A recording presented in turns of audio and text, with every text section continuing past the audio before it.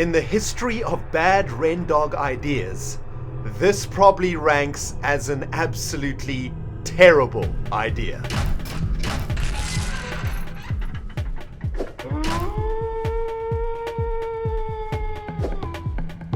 Greetings, cyberdogs and citizens of the internet, and welcome back to episode 11 of this Let's Play Modded Minecraft Survival Stories 3 series with me, Ren Pimp McDaddy Dog.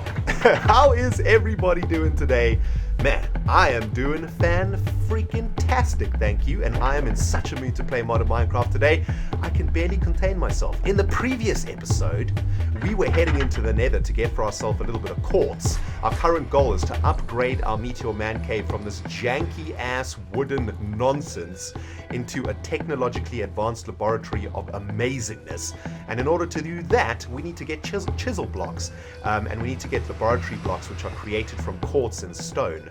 And I think that I have decided to abort that mission for now. Having a look at the nether, you guys saw in the intro, it looks absolutely crazy in there, and I have a feeling we are woefully unprepared for an expedition into the nether. So you know what? We're going to spend today's episode doing a little bit of upgrading around the Meteor Mancave, and I'm super excited and super pumped for this, guys, because, as you guys know, my favorite part of Modded Minecraft is installing factories and automation and piping and cabling, and we're going to do a bit of that. You know, we just came back from an expedition, and I'm kind of in the mood to do a little bit of crafting today. So sit back and relax, my friends. I got a tasty cup of red bush tea. Give me a second. And I am ready to go, baby. We got a lot of stuff to do today, guys. We are going to be increasing the efficiency of our toast factory, increasing the power output of our culinary generator array, and we're going to be cracking open a weapon case. Oh yes, I have been caving now for the last 3 hours or so, just before I started recording, and I managed to pick myself up a weapon case from the first edition, and we're going to be cracking the sucker open, and hopefully we're going to get a sweet ass weapon a little bit later in the episode. But I have a lot of things to show you today, guys, so you know what, we've been dilly-dallying for a few minutes now. Let's get straight into it. Firstly, I have installed our enchantment table that I found in that wizard's tower in the previous expedition, and as you can see, the place is looking janky as hell. I know, don't worry guys, we're going to make it look amazing. But I've got some really cool news to share with you, okay? I went to my XP tank, which is underneath the stairs here next to my bed. You know, this is where we've been storing all of our XP. I managed to get 31 levels out of that tank, so I literally had one enchant, right? I had one chance to make a level 30 enchant. I decided to put that on a diamond pickaxe, and check it out, guys. Looky what I managed to get for myself. Kaplam! An efficiency 4, fortune 3, unbreaking 3 diamond pickaxe, which is amazing. It's also got XP boost 3, which is kind of pointless because you get extra XP from mob kills, and we're not going to be killing any mobs with our pickaxe, I'm afraid. But for collecting quartz in the nether, we couldn't have asked for a better freaking pickaxe from that enchant. So absolutely amazing. We found that enchantment table in the previous episode, and it's already paying off, which makes me extremely happy. What else can I show you? Oh yes, one of you cyberdogs told me about this lunar chart. It is actually functioning the way that it's supposed to work. You stick it in an item frame, and then you can see the cycle of the moon. So right now we can see the moon is at a sort of half a crescent. And I have been watching this over the last few nights, and it does indeed track the shape of the moon. You know, if it's a full moon or a half moon or whatever. I have no idea if that has any relevance to anything, but it's kind of cool. And yeah, it's just sort of chilling there in the man cave, so that's pretty awesome. I've also been transporting all of the items from the starter chests into the storage rooms. I've managed to do a little bit of transfer here, but it's taken forever because I'm doing it manually. What we're going to be doing is upgrading the entrance of the Meteor Mancave into a sweet ass airtight airlock kind of thing, so that when you come into it, you get decontaminated before you enter the laboratory. So I got to move all of this jank from the entrance of of the man cave into the storage room. So that's what I've been doing for the last few hours. I've been mining and caving and collecting a whole bunch of ores. I've put a whole bunch of the ores that I haven't smelted into this chest over here. And this brings us very nicely on to what we are going to be doing in this episode, or one of the many things, in fact. We are going to be installing a pulverization facility in this room, and underneath this room we are going to be installing a redstone furnace facility. I've also dug out a couple of other rooms over here, and we're going to try and figure out what to do with them in this episode. But it's going to be absolutely awesome, man. We've got so much to do. Let's start off right here in the toast factory machine. I've been speaking to Scalda about finding a way to upgrade the efficiency of our toast machine and our culinary generator room, and he's actually given me some incredibly easy to do and incredibly effective hints and tips to do this. Let's get cracking right away with that, guys. I think that's a really good place to start.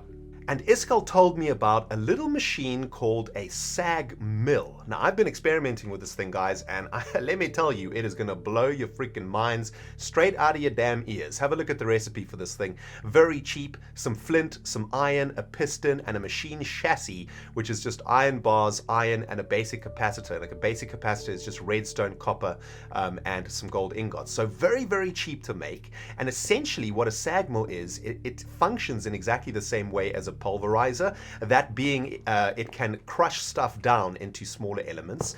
But the cool thing about a sag mill is that it actually yields more flour out of a piece of wheat than a pulverizer does. Now, as we know, when we set up this factory, this little toast factory, a pulverizer was creating one flour from one piece of wheat. Well, guess what, my friends? A sag mill can create two flour from one piece of wheat. So our previous toast factory was creating 4 toast from one piece of wheat, and just by installing this sag mill over here, we are going to be generating 8 pieces of toast from one piece of wheat, thus doubling the output of our toast factory by just using a sag mill. Now, a sag mill is pretty easy to configure. If we go to the configuration over here, we can see that in much the same way as the pulverizer, you have to configure the output and inputs of the thing. But check how cool this interface is, right? It's so rad. So on this side, on the left-hand side of the sag mill, we've got the pull, which is essentially the input. So the sag mill is pulling stuff into it. And at the top of the sag mill, we've got the push, which is the output. So the sag mill is pushing stuff out of it. And that is, of course, where you connect your item ducts and your servos to remove and input items into the sag mill. So check it out, guys. If we stick a bit of wheat into the sag mill, we will see 2 flour come out. But of course, this is EnderIO flour, and we've been used to using applied energistics flour. So I've added the EnderIO flour into the servo so that the servo will send that flour into the redstone furnace. But just by installing, check it out, there's 2 pieces of flour, right? So just by installing the sag mill, we have doubled the output of the toast factory. That is freaking awesome. Now, there is another bit of optimization that we can do right here in the culinary generator room. And this is kind of an interesting one. Check it out, right? These culinary generators, as we know, they produce power from food. Now, a lot of you guys have been telling me that these generators actually generate more power depending on how powerful the food is. So if you just stick a piece of bread in here, it's going to generate less power than if you stick a piece of toast. And of course, if you stick something more powerful than toast, for example, a toast sandwich, which is made from 2 pieces of toast, okay, you are going to generate even more power. So this toast sandwich is generating 32 RF per tick. And as we know, toast produces 28 RF per tick. So we need to find a way to automatically generate the production of toast sandwiches. And that is going to be our next upgrade for today. And just as it was pretty easy to install the sag mill, the upgrade for our culinary generator room is just as easy. We are going to be installing a machine called a cyclic assembler. And basically what a cyclic assembler is, it's a fancy word for an automatic crafting table. So it is a machine that can automatically craft stuff for you, which is exactly what we need to produce toast sandwiches out of toast. And as you guys can see, it's a really easy and really cheap machine for the early game of survival stories. It's a chest, a couple of tin gears, a couple of copper gears, a redstone reception coil, and a machine frame. And we have made all of this stuff before in the series series so far. So nothing new to see here, guys. Just basically having the materials in order to create the cyclic assembler. It's a little bit of a complicated machine, I suppose, but I'm going to explain to you guys exactly how this thing works. Through the magic of a YouTube video cut, I now actually have everything I need to install this cyclic assembler, my friends. So let's stop dilly-dallying and get the sucker installed. Kablam! As you guys can see, I've installed it on top of this leadstone flux duct, so it is now connected to our power grid. And yeah, now we have to get this cyclic assembler up and running. Let's open up its interface and have a look at what we're working with. As we can see, it looks like we need some sort of a schematic or blueprint to make the cyclic assembler work. Remember, the cyclic assembler is basically an automatic crafting table. So let me show you guys exactly how this is going to work, okay? We're going to configure the input and the output for our cyclic assembler. So on the left-hand side will be the input. We want to take in the toast from the left-hand side, and on the right-hand side will be the output. So we want to be sending the toast sandwiches out into the culinary generator array over here, okay?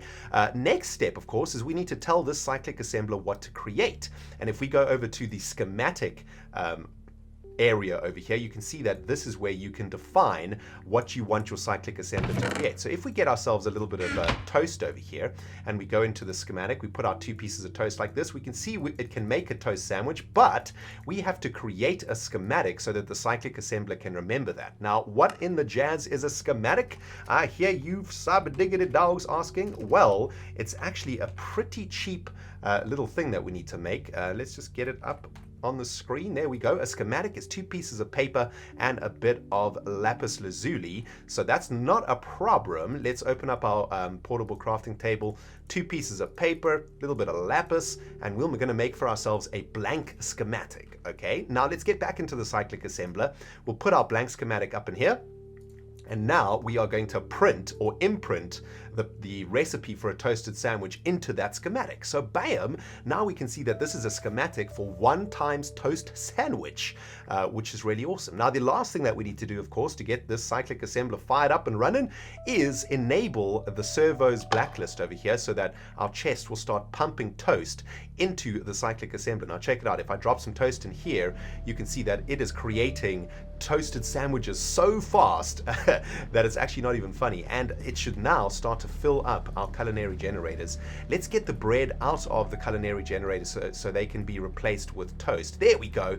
The toasted sandwiches are now flying into the culinary generators, which is amazing. So just from installing this one small little machine, very cheap little machine, we have now increased the RF output of our culinary generator array of what? By 16 RF per tick, so almost another generator. Well, half another generator. But yeah, that is awesome, man. All right, everybody, the time has finally come to take the Meteor Mancave to the next freaking level. Let's install some more facilities up in here, man. Oh, I am so excited. This is my favorite part of modded Minecraft, guys. Creating automated machines and factories and stuff that make our life easier in this game. Oh man, I'm so pumped. Okay, so let's talk exactly about what we are going to be doing for these 2 facilities. I have dug out a number of rooms down here, and we're going to be working in this room and this room to start off with. What I'd like to do is install a pulverization facility in this point over here, and underneath this facility I want to install a redstone furnace room. So the idea is when we get back from an adventure or an expedition, we can drop off all of our ores into a chest, and those ores will be sent into a pulverization facility that will automatically pulverize them and then send the smeltable dust down into a redstone smeltery, where that dust will be turned into ingots for us to use for machines and whatever else we want to do or use those ingots for. So that's the plan. I've made 6 pulverizers that I want to install in this position, and I've been experimenting a little bit. I think I have a design for the pulverizer array that is going to work really, really nicely. So sit back and relax, my friends. Let me just take a sip of tea. All right, let's do some installing, man. I love this part of modern Minecraft.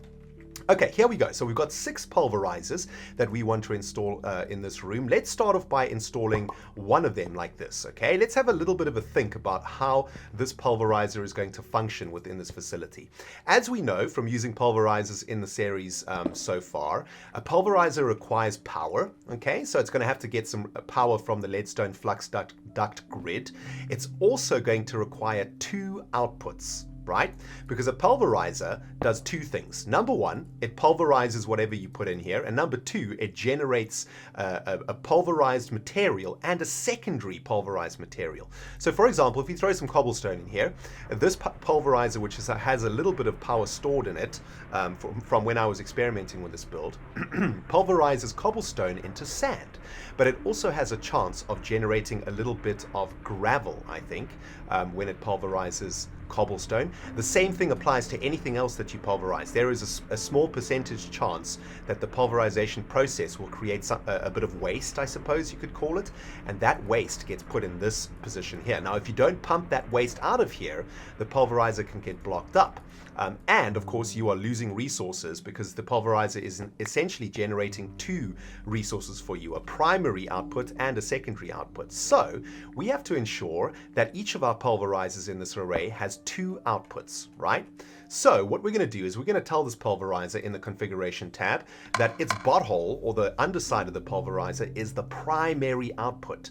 And in this case, as this pulverizer is in the middle of the array, we're going to tell the pulverizer that the left and the right hand side of the pulverizer is its secondary array. So you can see the yellow is going to go out the side of the pulverizer, and the red is going to go out the bottom of the pulverizer. Okay, so if we install another item duct over here, the same thing is going to happen, and this pulverizer is now configured to deliver items correctly. Now let's install a second and a third pulverizer into this side of the array. So let's put one over, not there, that's cute, but it's very wrong. Let's stick it over there, and a third pulverizer in this position. And let's do exactly the same thing for these 2, right? But it's going to be a little bit different for them. So let's get these guys installed like so. Let's configure this pulverizer's inputs and outputs. So we want its secondary output to be on the right hand side, and we want the primary output to be underneath it. Okay, so now these 2 pulverizers are sharing a secondary output pipe. So what we could do here potentially is create 2 pipe circuits, I suppose, a circuit for the primary output and a circuit for the secondary output, right? I suppose they aren't really circuits. I suppose they're more like systems, right? Pipe systems for the secondary and primary outputs from the pulverizers. So let's see if we can actually get this done without derping. All right, let's set the pulverization settings for all of these pulverizers like so, and there's going to be another secondary system coming down like this. Okay, so we've got 3 pulverizers installed on this side. Let's get another 3 installed on this side too. All right, there we go, cyber diggity dogs. 3 more pulverizers installed into the array, and so far so good. There hasn't been any derpage so far, so that is a good thing. Let's move on to the next important part of this pulverization facility, and that is of course the input pipe system. Now, if we're assuming that the items are going to be coming from the entrance of the Meteor Mancave, for now we're just going to use this chest as a temporary solution. Let's assume that chest is the input chest, okay? And what we want to be doing is installing another pipe system that is going to be pushing the items from the chest into the pulverizers themselves. Let's just move this redstone cabling for now, or the flux duct leadstone cabling, excuse me. We need to configure these inputs correctly over here, right? So let's lay some more item ducts down over here, get our crescent hammer out and disconnect this input pipe from the secondary output pipes, right? We definitely don't want those connecting, or there could be some problems when we get the whole system up and running. Now what we want to do is tell our pulverizers to accept items from behind them or from the back of them, and the bottom right hand square over here is the back of the pulverizer. So you can see there it's created a little sucker, I suppose, that connects itself to the input pipe system. So let's get all of the pulverizers set up in this way. Okay, so now any items that we pump from this chest using a servo are going to go into the back of these pulverizers. So far so good. We now have input for our pulverizers. The next thing that we have to work out, of course, is the output of the pulverizers. I think what we should probably do, oops, broke that one, is work on the secondary output first, as that's sort of the closest to the surface. And here's what I think we should do, okay? If we dig away the cobblestone from behind the array here and try and create a self-sufficient or independent pipe system for the secondary outputs. Let's see if we can actually do that, right? So check it out. I'm gonna connect a whole bunch of item ducts like this, and then let's take our crescent hammer and disconnect all of these pipes where they need to be disconnected. Okay, so this output pipe over here actually doesn't need to be here either, so let's get rid of that one. I think I've almost done it, my friends. This is some tricky piping over here, man. Damn. I'm trying to create an independent secondary output piping system over here, and I think they are just still connected to the input piping system. Yeah, there's still a connection over here, so let's get rid of that one. There we go. Okay, that's looking completely independent of all the other pipe systems. Let's just continue the final output line over here. Let's just disconnect those like that, and let's just assume that this secondary output is going to come into this room over here. Okay, and let's just stick a chest down here too. Boom. Okay, so the theory is that the secondary outputs, these ones, are going to be pumping all of their secondary materials, or the waste materials, into that chest over there. And let's just make sure that it's not connected to any of the other pipe networks. Nope. So we've got the input pipe network, the secondary output pipe network, and now what we got to do is put together the primary pipe network. Man, this is tricky stuff, guys. Now let's try and just dig away all of these blocks to give us a clear view of this. Let's get down here and see if we can actually see what we're working with. Okay, from down here we can also clearly see that the secondary output pipe network is completely separated, so that's really good. Okay, next up, let's work on the primary pipe output system, and let's connect all of these up like this, I guess. We should probably do something like that, I guess. Okay, that looks pretty good actually. Our primary output piping system is completely separated from our secondary piping system, and I think what we could do is have one main delivery pipe that's coming from the pulverizers over here, right? And I think what we should probably do is install a sort of halfway house chest. So let's stick a chest over here that's going to collect all of the different dusts that are going to be coming out of the pulverizers, and those dusts can then wait in this chest to be distributed amongst the redstone furnaces that are going to be down here in the redstone furnace room. Okay, this is looking pretty promising now, my friends. I'm pretty happy with how this is turning out. The next step, of course, is installing our redstone furnaces that are going to be smelting down all of those juicy ass dusts into even more juicy ass ingots. And what I've done over here is, I think I've got a line of leadstone flux duct that connects up to the power grid on the floor above us over here. So we have a power source for our ferni down here. Let's just get this all laid in like this. I've done a little bit of experimenting with a potential layout for our redstone furnaces. Let's see if I can actually remember how I did this, okay? Dang it, why is it that every machine in modded Minecraft looks like a freaking robot? I mean, seriously, look at this. This thing looks like a mechanical worm or something, right? Here's its body. It's got multiple heads. It's got cyclops eyes and lips. So basically what I'm looking at is a cyclops mechanical worm hydra thing. It's freaking weird as hell, man. Anyway, I've got our redstone furnaces installed, guys, and yeah, we can move on to the next step of today's project, which is getting this redstone furnace room up and running. It's got power, and now all it needs is an input from our pulverizers above. And we need to figure out a way to distribute the dusts that are accumulating in this chest from our pulverizers into our furnaces. Now, furnaces function in very much the same way as pulverizers, in that they require an input and an output hole, which is kind of weird because it basically means they need a mouth and a butthole, right? If we break it down into layman's terms. So I'm thinking maybe what we should do is install the butthole of the redstone furnaces behind them. So let's run like a pipe system like this, okay? And then let's configure the furnaces to receive items from the back. So that's going to be the bottom right-hand thing. Let's just make sure that's right. Okay, there we go. So if we do this, the redstone furnaces are now going to be receiving items coming from that chest over there. Let's just get these all configured nicely. Okay, nice. Okay, so power and resource input has been sorted. Now what we got to do is figure out output for these furnaces.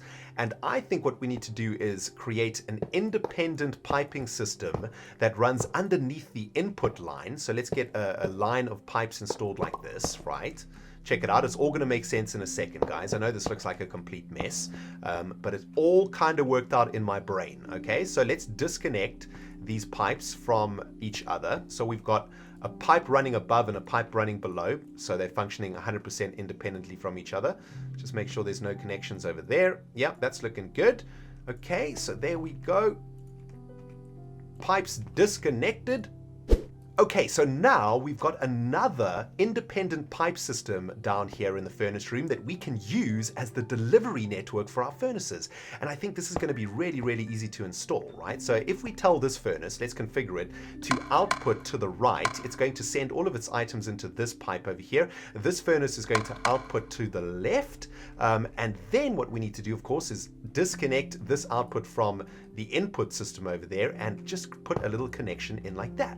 Now, these furnaces are going to be spitting out ingots into this pipe, and that pipe is going to be delivering into this room or wherever we decide to deliver it. Let's just, for the sake of today's video, just deliver those goods into this chest over here. Now all we have to do is install exactly the same thing for the other furnaces, which is essentially an output pipe, and this one is going to need one too, just like this, and we just need to tell these furnaces where to deliver their goods. Well, that actually turned out way neater than I thought it was going to, guys. That's awesome. Okay, so now we have our output piping system for our redstone furnaces, our input piping system for the furnaces. Everything is disconnected. Let's just make sure that there's no connections here. Excellent. And I'm hoping that we've done our pipe arrays correctly above here.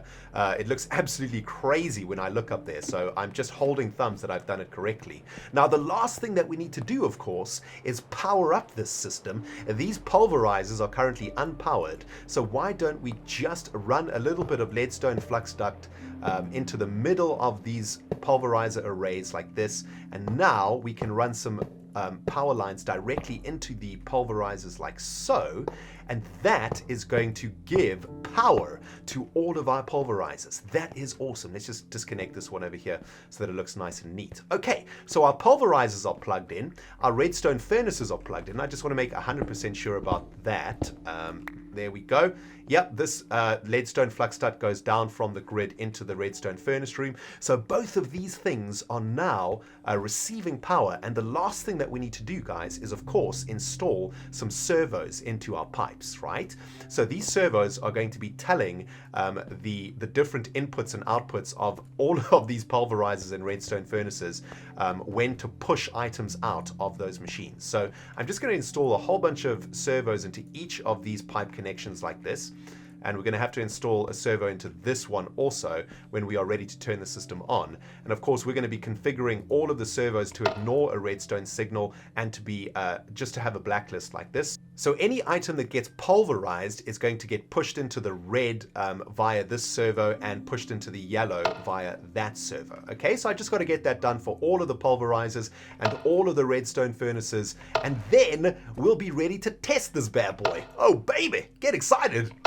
Oh guys, the excitement is building up inside of my soul, baby. I am so pumped to try this brand new system out. This is the most complicated thing that we've built so far, and I'm 100% sure in my soul that I've done this correctly. I don't think that I've derped anywhere, despite this being some pretty advanced piping work going on over here, guys. Oh baby, I'm so excited. Okay, we got to install one more servo in this chest, of course, because this chest is where all of the dusts are going to be accumulating. Okay, so there we go. Servos installed in all of the outputs outputs of the redstone ferni, servos installed into all of the outputs of the pulverizers also, and we are now ready to run our very first test of this system.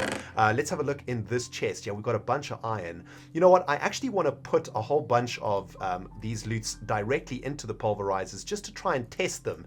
I want to test the load of the system, right? I want to pulverize as much as I possibly can at the same time to see if this system can actually take it. So let's just have a few bits of iron all ready to put directly into the pulverizers over here. Okay, are you guys ready for this? Okay, I'm ready for this, man. When we turn this servo on, our pulverization and our automatic pulverization and redstone furnace smelting system is going to kick in to full freaking gear. Hold your paws, hold your thumbs, hold everything you possibly can, my friends. Redstone control ignored. Boom. System on, baby. Okay, so what we should see is ore being sucked out of this chest. Let's just have a look. Yes, okay, iron ore is being sucked out of the chest. It should be delivered into the pulverizers. Yes, I hear one pulverizer kicking in. There we go. This pulverizer is accepting ore from this chest over here.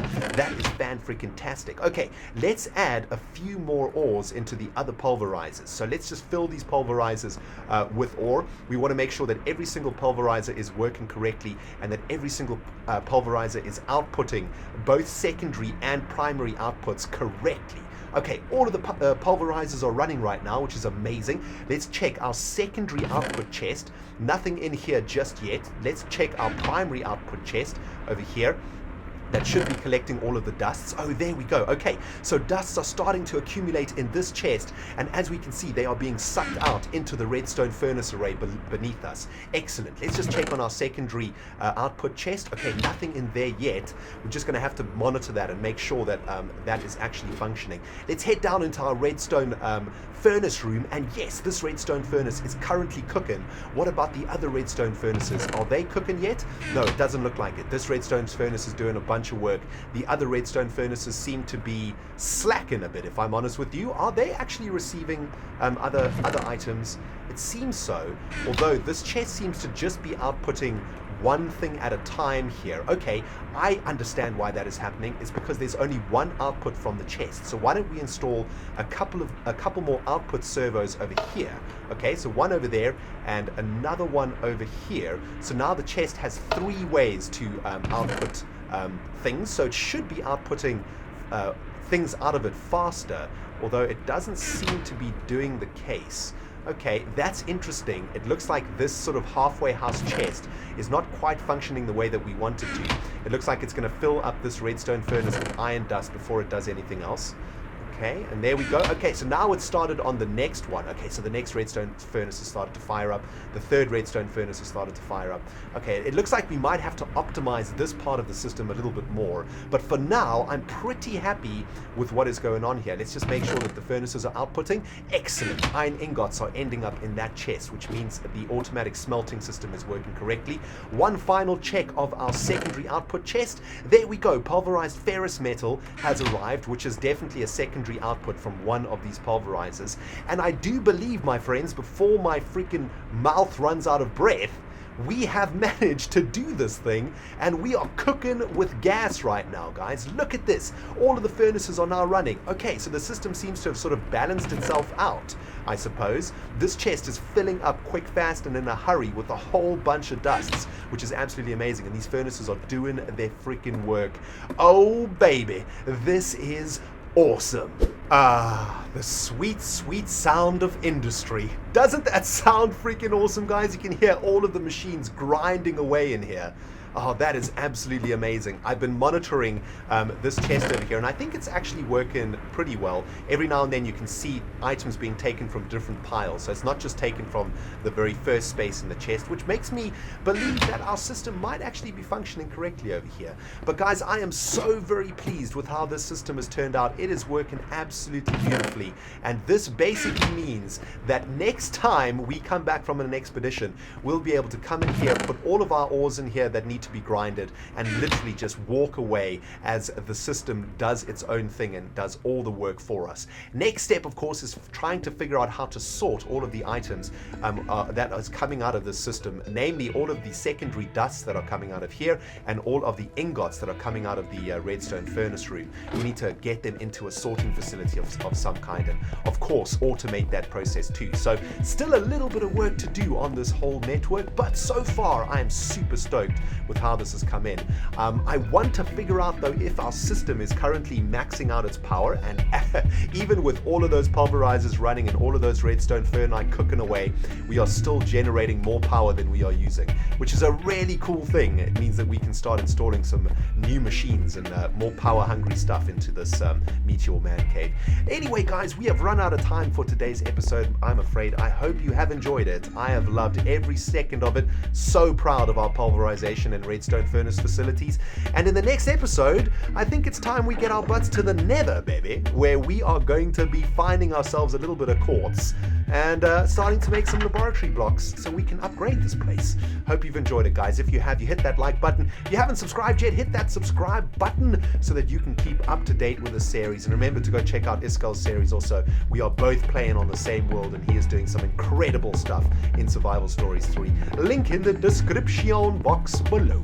Thank you so much for watching, guys. It's been ReNDoG playing Survival Stories. We'll see you in the next episode.